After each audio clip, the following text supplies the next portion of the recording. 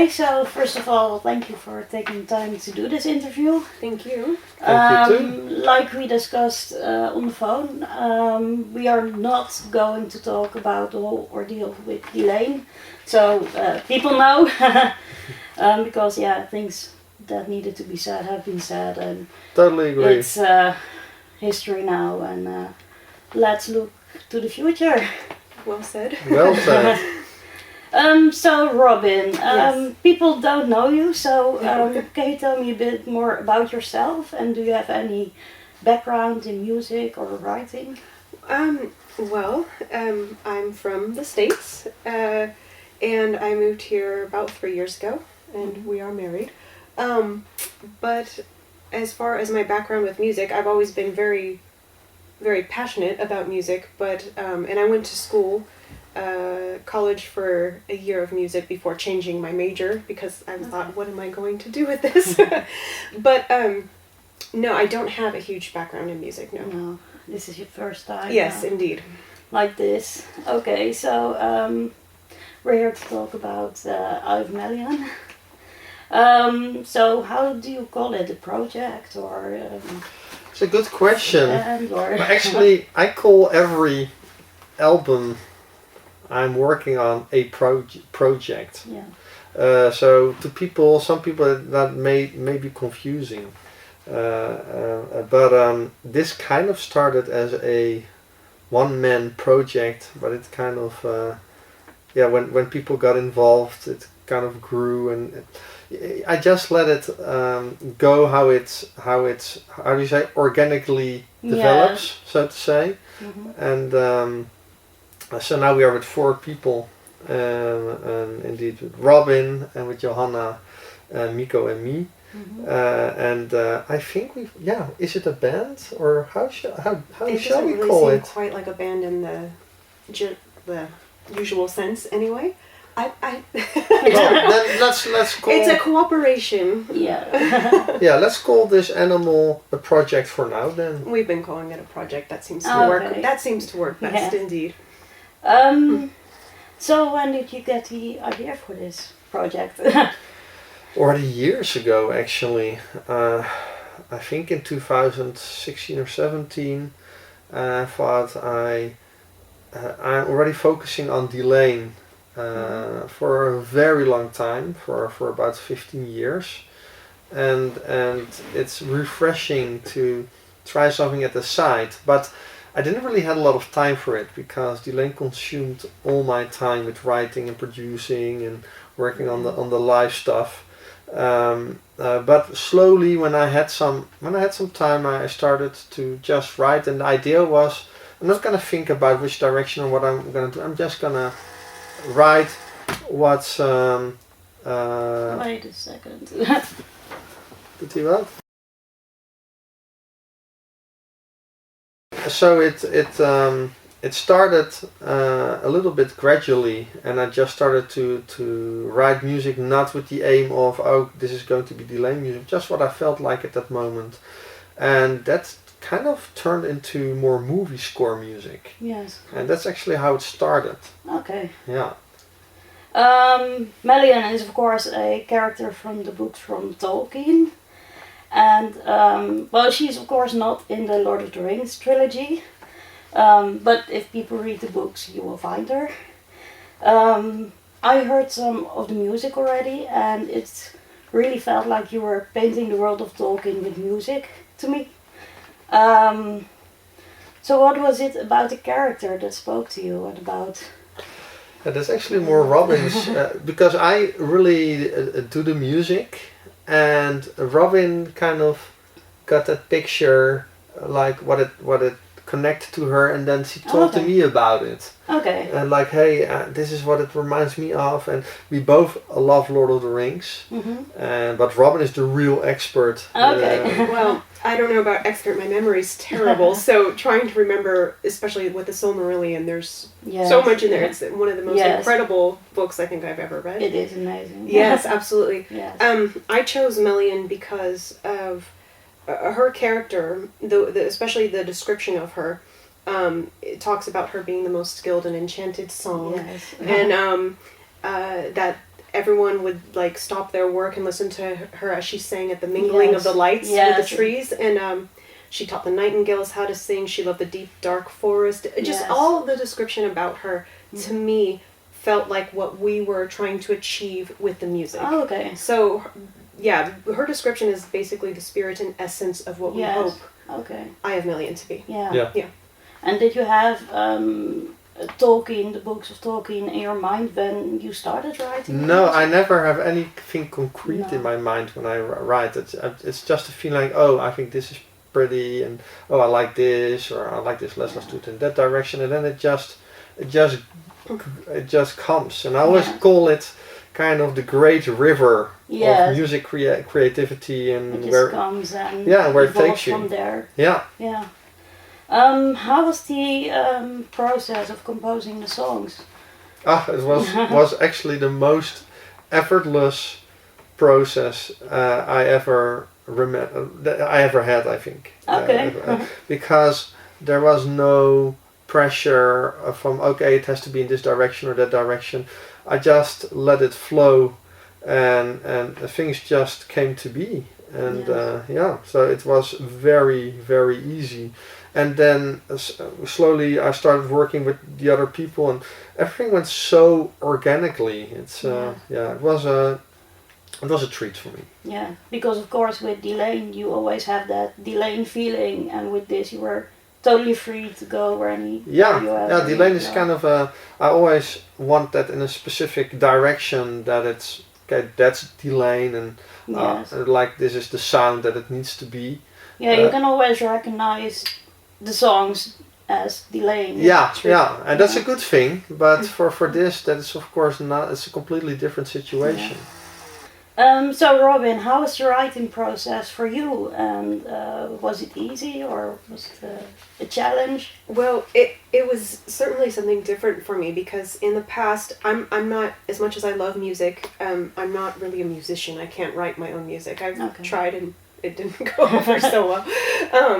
So this was the first time I actually was writing lyrics to some already established melody line. So that was a bit new for me. Mm-hmm. Usually what the process was that Martijn would finish the song, or mostly finish it, and he would kind of do a sketch of the melody line and give it over to me, and I would you could just paint the words. yeah, absolutely, and then send it to Johanna. I was always very kind of like, oh, I don't know, I hope this works out, and then I'd send it to Johanna and she would just send it back and beautiful. I'm like, oh, it works, or at least she made it work. So yeah.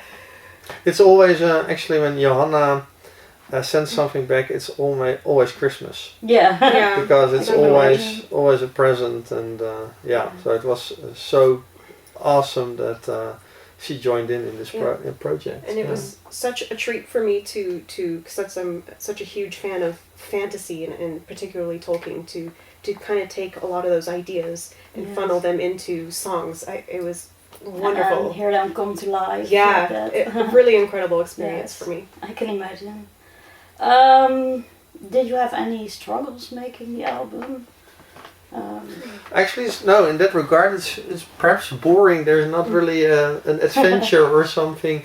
No, actually, it's the opposite. An adventure, but just not a negative adventure. No, exactly. Positive. No, it's actually. I remember I was at Tuomas's place when we went hiking, and I think that's where it briefly came up, or it was. I visited another time. Actually, one of the times I went there, we talked about it, and Johanna really wanted to join up, and I was really, really happy with that, because I absolutely adore her voice. Yes. And I think her voice fits so well with the music and that we're making. And so that was a fantastic cooperation, and is a fantastic cooperation. And the same goes for Mikko. But anyway, I'm getting ahead of myself. That was my next question, because you are collaborating with Johanna, and I could also hear Troy playing, Yeah. Troy Donockley. So how did that happen? Because you talked about hiking with Thomas. No, correct. No, because of course I did a couple tours with the Nightwish guys and got to know them, and Thomas invited me to go hiking in Finland, and so we did that. I think it was in 2017 or 2016 or something, and that's also where I already met Johanna because she also visited Thomas on tour. So I met her there as well, because she also talked about Delane back there, and we started talking, and so that's actually where the connection with Johanna started. And with Mikko, it's a different story. Mikko already arranged orchestra for Delane. Okay. So I asked him to help me with the orchestrations for Delane, and he did such a fantastic job. Yes. I think the first one he did was for The Human Contradiction, so it was already quite some years back. And so for me, automatically, when starting to write music for Eye of Melian, I asked him if he could help me with the arranging of that, and because he does it more precise. I do orchestrations, but he does it so well. So he does the more finesse of it, so to say. Yeah. So together with the four of us, we kind of made that grow. And with Troy. Troy, I also met when touring with Nightwish, and it was funny. We had a lot of things in common. We both love history. We talked about history a lot, and also I discovered I already bought an album from his previous band Iona. Oh yes. And I didn't make the connection yet that he was in Iona, yes. so. I actually found out on tour. It was really funny. Yeah. And we have a lot of similar interests. And I also I told him about Eye of Melian at a certain point, and he said, "Well, that sounds interesting. If you need any help," and there were a couple of songs where we thought it would be really cool to have him on there, and that's how it came to be. Okay. And did you work with, because you worked with Mikko, did you work with an orchestra or? No, Mikko is a very good question actually. No, actually the way I found Mikko is listening to Northern Kings, where Marco of course was on. Because he did work for Northern Kings, Sonata Arctica. Yes, exactly. And I listened back then and I thought, like, is this real orchestra or not? I'm not sure. So I asked Marco, and that I'm not sure. Normally I hear that, and this I could really not hear it. So I asked Marco, and I had a hunch it wasn't real, but I wasn't sure. Okay. And then Marco said, "No, it's not real." I said, "Oh, who is that?" And that's Mikko, Mustonen. I really need to contact that guy. So I got his contact info, and that's actually how it started with Mikko. Okay. So not a real orchestra, but it surely sounds it very does sound real. Like it. Yeah. Yes. No, there is some real violin on there though. Yeah. Okay. Yeah, so we have some real violins on there. Did Johanna play the violin? No, that's Sharon, and people might know her from, she did some work for Elevati. Oh, okay. I believe she was the live player for violin. Yes, right? Yeah, and she's fantastic. And I also asked her already for Delane. And I heard from her through a friend of mine who is also producer, Oliver Phillips. He works with Leah, for example. Oh, okay. And he said, "Oh yeah, that's Sharon." And I asked her for Delane first, and it was automatically also asked her for Eye of Melian. Okay, nice. Are you planning just somewhere in the future to do live shows? That's a good question. We actually never talked about it. Okay. Only very briefly, but we didn't know. I don't even remember talking about it briefly. How to do it. Yeah, it would be kind of... real orchestra. Yeah. So if people want to come and we want to break even on it, and everybody has to pay 5,000. Yeah, I feel like it would have to be a pretty big production in order to do it credit, but I don't know. Maybe. No. Well, I did think about it that perhaps do it acoustically once, Yeah. or like to ask Johanna to at a certain event to perhaps play an Eye of Melian song acoustically, but that's not really a concrete thing. No. So, yeah. Okay. And on the Facebook, in the last post, you talked a bit about a crowdfunding that you are gonna do. So can you tell me a bit more about that? Can you do that? Well, so yeah, we did mention that, and it's still indeed the plan, but we've pushed it out a little bit further than we had originally. Kind of. That just, I kind of used my own money oh, Yeah. to it happen. finance it, Yes. but so now it needs to be paid yeah, back. it needs to come back too, because otherwise that money is private money, and, Yeah. and otherwise I can't pay my own salary. Yeah, and still people need to be paid as well. Yeah, So, yeah. It's, so it needs to be financed, and so we need that crowdfunding campaign. And I also was thinking, shall we go through a record label? You know, then normally they finance it. Yes. But times are also changing, and I also would like to involve fans, and we talked about it, and so we thought it would be an organic way to go through a crowdfunding campaign. But first we need to present Eye of Melian better, so we need Yes, to release okay. singles, Yeah. and that's why we were like puzzling, when shall we Yes, trying to figure out. when shall where we it's start that best. campaign. But Yeah. first we're going to release some singles. Okay. so it's coming. Yes. The exact date we still don't know, but it's coming. Okay. Well, looking forward to it. Yeah. Do you have other projects that you are working on at the moment?